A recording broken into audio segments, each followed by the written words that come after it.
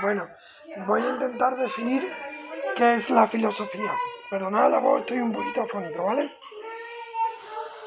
Bueno, a ver, en primer lugar decir que no hay una definición clara de qué es la filosofía, ¿vale?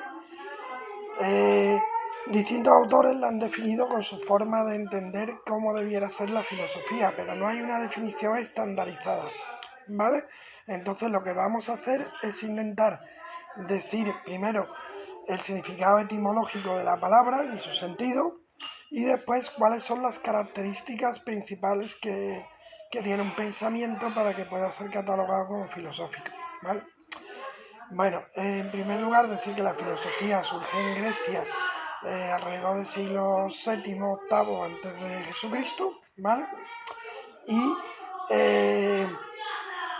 hay una serie de personas a los que se le empieza a llamar filósofos. La etimología es la siguiente. La palabra viene de filo, que es amor, y sofía, que es sabiduría. Así pues, el filósofo sería el amante de la sabiduría. Aquí nos plantea, por ejemplo, Platón, ¿no?, la diferencia importante que hay entre el sofista o sofos, que sería el sabio, y el filósofo, que sería el amante de la sabiduría. El sabio, el sofos, ya sabe o cree que sabe, mientras que el filósofo ama la sabiduría porque no la tiene todavía, la quiere alcanzar. Entonces, la filosofía sería como una especie de tendencia, actitud de búsqueda de la sabiduría, sabiendo conscientemente que nunca se posee del todo, ¿no?, que nunca se va a alcanzar del todo. Mientras que el sofos, el sabio, una vez que ya posee la sabiduría, no necesita perseguirla, puesto que ya es sabio, ¿no? Las características principales de la filosofía serían, esto sería por compararlo con el mito, sobre todo con el pensamiento prefilosófico, ¿no?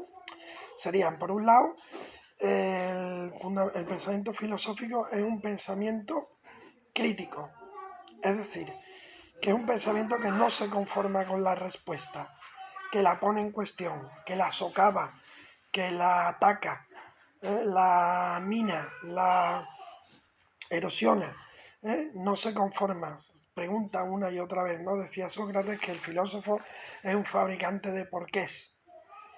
Y Platón decía pues que el filósofo era como el pez torpedo. El pez torpedo es un pez que te da un golpe y te da calambre, ¿no?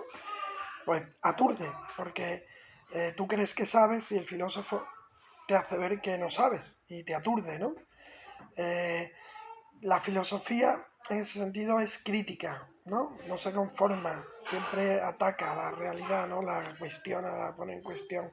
Los conocimientos ya establecidos los pone en cuestión una y otra vez, ¿no? No se conforma con una primera respuesta nunca, ¿no? Es un pensamiento fundamentado, sería la segunda característica, es decir, que es un pensamiento que no puede ser porque sí, sino que tiene que dar razones, fundamentos de sí mismo. No puede establecer sus juicios sin fundamentarlos. El pensamiento mágico, por ejemplo, no necesita fundamentar sus juicios, ¿no? Puede plantear, pues por ejemplo, que si nacemos en tal fecha y los astros están de tal manera, pues nosotros vamos a tener tal característica, ¿no? ¿Y por qué? Pues no hay argumentación científica, ¿no? Simplemente es porque sí, es pensamiento mágico. La filosofía no. La filosofía siempre tiene que dar razones. Y razones fundamentadas y argumentadas y debatidas y criticadas y dialogadas. Es un pensamiento muy exigente, ¿no? Además, también, perdóname, me voy a levantar, la filosofía también tiene que ser un pensamiento radical, ¿vale? Radical quiere decir que va a la raíz. Es decir, que si por ejemplo queremos tratar filosóficamente un problema de política, por ejemplo, la libertad, pues el filósofo no se, digamos, se ocupa sobre todo de ver cómo se es libre, sino primero va a la raíz. ¿Qué entendemos por libertad? ¿Qué es la libertad? ¿Todos entendemos lo mismo? ¿Cuándo se origina el concepto de libertad? ¿Vale? Va siempre al qué es, qué hay detrás. Como, en ese sentido es como la raíz, lo que está abajo, ¿no? Y es radical. Radical va siempre hasta donde se pueda llegar, ¿no? Para no conformarse con la respuesta superficial, ¿vale? Además también de radical, de crítico y de fundamentado, el pensamiento filosófico es lo que se denomina un pensamiento, Ortega y Gasset lo llamaba pantológico. Esto viene del griego, pan significa todo, logos, conocimiento, entonces es un conocimiento de todo. ¿Qué quiere decir esto? Pues que la filosofía no hace como la ciencia, que está especializada y se ocupa por partes, ¿no? De la vida, la biología, del número, la matemática, del movimiento, la física. No, la filosofía se ocupa de todo cuanto hay. Es decir, no hay nada a lo que la filosofía no tenga que indagar, incluida la ciencia y los propios fundamentos de la ciencia. Es decir, el filósofo no puede decir, la filosofía no tiene nada que decir de política, no, la filosofía tiene que ir e intentar ver qué es el concepto de político, qué es el concepto de sociedad, qué es la moral, qué es la ética. Si hablamos de biología, la filosofía tiene que intentar determinar qué es la vida, qué es estar vivo, qué es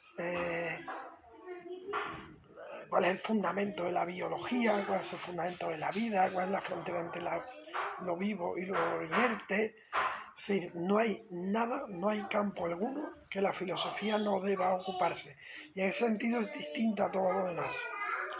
Porque la ciencia está dividida con parcelas, ¿no? E incluso la religión, que es una especie de pensamiento también integral, ¿vale? Que intenta entender el universo en su totalidad, ¿no? Y sus fundamentos teológicos, por decirlo así. Incluso la religión se ocupa sobre todo del lado divino de las cosas, pero la filosofía no, la filosofía tiene que ocupar el lado divino del humano. Es decir, no hay nada a lo que la filosofía no deba responder. Así que las características del pensamiento filosófico serían fundamentado, crítico, pantológico, o de todo cuanto hay, y creo que no se me escapa y radical. Y por otro lado, tener muy claro que es una especie de actitud de amor al saber. Decía Aristóteles que que la filosofía surge del asombro, ¿no? Del ver lo increíble que es la naturaleza y la realidad y el hombre, y el filósofo se asombra y tiene que buscar respuestas a ese asombro, ¿no? También decía Aristóteles que la filosofía surge de la ociosidad, sí, que para ser filósofo hay que ser un poco vago en el sentido de no tener que estar trabajando sin parar, porque decía Aristóteles, el que está trabajando todo el tiempo para llevarse el pan a la boca no puede ocuparse de pensar. Y entonces la filosofía también, según Aristóteles, es un pensamiento para aquellos que pueden permitirse el lujo de pensar, ¿no? Y en este sentido sería un poco aristocrática, ¿no? La filosofía. Si bien es cierto que la filosofía también se ha ocupado mucho de transformar la realidad en el sentido ético de la palabra, ¿no? Por ejemplo, Marx decía, hasta ahora la filosofía se ha ocupado de pensar el mundo, pero ahora se trata de transformarlo. La filosofía debe transformar el mundo y convertirse en una herramienta que transforme el mundo para conseguir que el mundo pase de lo que es a como debería de ser, ¿no? A un nivel más ético, ¿no? Bueno, espero que esto haya servido un poco para entender mejor qué es la filosofía.